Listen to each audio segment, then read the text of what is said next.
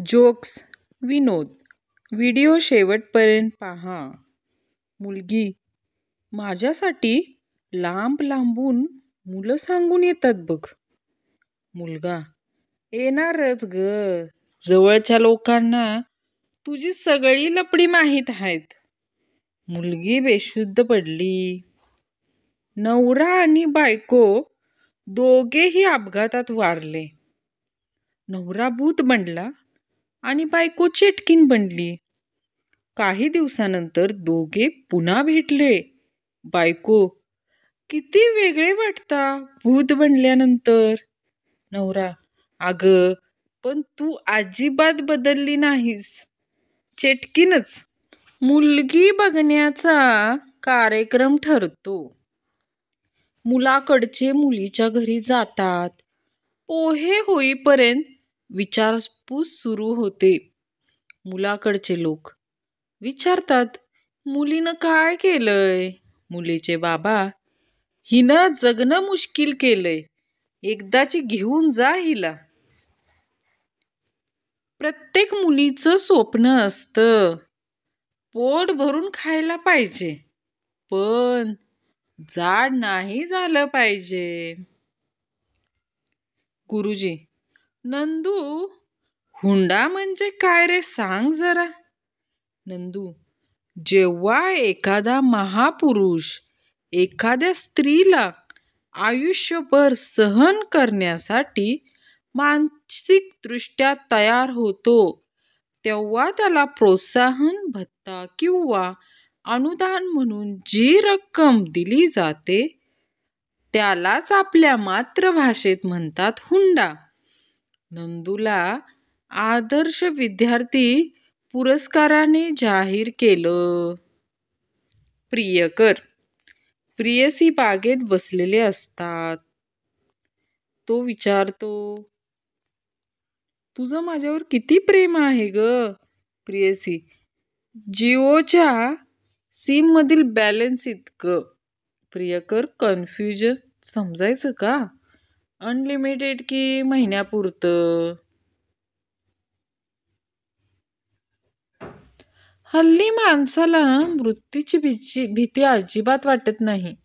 भीती ही वाटते की मेल्यानंतर मोबाईल कोणाच्या हाती लागेल. लग्नाच्या 50व्या वाढदिवसादिवशी रमणला विचारण्यात आलं, आपल्या विचारात व्यावहारिक जीवन कधी यशस्वी होऊ शकतं? रमण: जेव्हा बायको आंधळी आणि नवरा बहिरा असेल तेव्हा. लक्ष: दादा, काय सांगू तुला माझ्या मनातील हर्ष. माधुरीच्या गोऱ्या गोऱ्याला अंगाला होतो माझा स्पर्श. लाईफ बॉय तुझं बरं आहे, मित्रा मी मात्र फसलो. आयुष्यभर नुसता किटाणू धूत बसलो. रोहन: पतंग आणि पती यात फरक नसतो असं का म्हणतात? रमण: कारण पती पत्नीचा गुलाम असतो आणि पतंग दोरीचा गुलाम असते. रेल्वेतून प्रवास करताना श्रीपतराव मोठ्या दिलगिरीने शेजारच्या प्रवाशाला म्हणाले, मला कमी ऐकू येतं, एवढं मला ठाऊक होतं, परंतु आता तर असं वाटतंय की मी ठार बहिराच झालोय, कारण तुम्ही मगाचपासून बोलत आहात त्यातला एक अक्षरही मला ऐकू आले नाही. सहप्रवासी म्हणाला, गणपतराव, आपला गैरसमज झालाय. मी बोलत नव्हतो, तर चिंगम खात होतो. प्रियसी प्रियकराला आईस्क्रीम मागते. प्रियकर घेऊन येतो आणि म्हणतो, याच्या बदल्यात मला काय पाहिजे? प्रियसी, मला माहित आहे. तुला किस पाहिजे असेल. प्रियकरी, ए बये, जेव्हा पाहावे तेव्हा किस, रोमांस. आईस्क्रीमचे अर्धे पैसे दे आधी. हल्लीचे लोक खूप बदललेले आहेत. मी एकाकडे पेन मागितला तर त्याने टोपण काढून पेन दिला. थोडा पण विश्वास राहिलेला नाही. आज माझ्याकडे 18 पेन आहेत, बिना टोपणाचे. इथे आम्हाला बँकेतून 1000 रुपये काढायचे असतात तर टेक्निकल प्रॉब्लेम येतो. आणि तिकडे विजय माल्या करोडो काढत होता तेव्हा बरा यांना प्रॉब्लेम येत नव्हता. गरिबांसोबत नेहमीच असं होतं. काही महाभागांना समजावून सांगणे म्हणजे क्रिस गेलला उन्हात फिरू नको काळा पडशील असं सांगण्यासारखं आहे.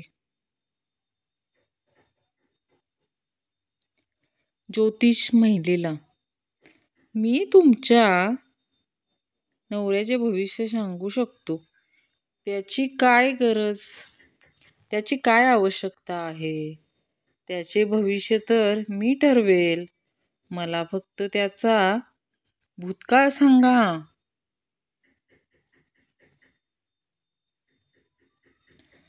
मुली बघायला जातात.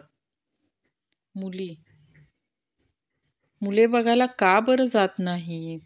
अहो, तिथे जाऊन पण म्हणाल्या असत्या, आणखी काही दुसरे दाखवता येईल का?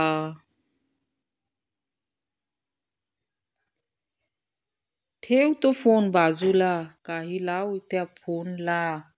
म्हणत म्हणत बेजार झालेल्या माझ्या आईने शेवटी क्रिएटिव्ह वेने डोके लावलेले दिसते. बॅटरी अबाउट टू डाय आहे आणि चार्जर सापडत नाहीये. एक कटू सत्य, 100 रुपये कमावल्याच्या आनंदाच्या तुलनेत जवळील 10 रुपयाची फाटकी नोट खपवल्याचा आनंद मोठा असतो. शेवटी आलाच ना ताप. लागलीच ना या लोकांची वाईट नजर. काय गरज होतं बरं इतक्या दिवसा नंतर आंघोळ करून गरबा खेळायला जायची.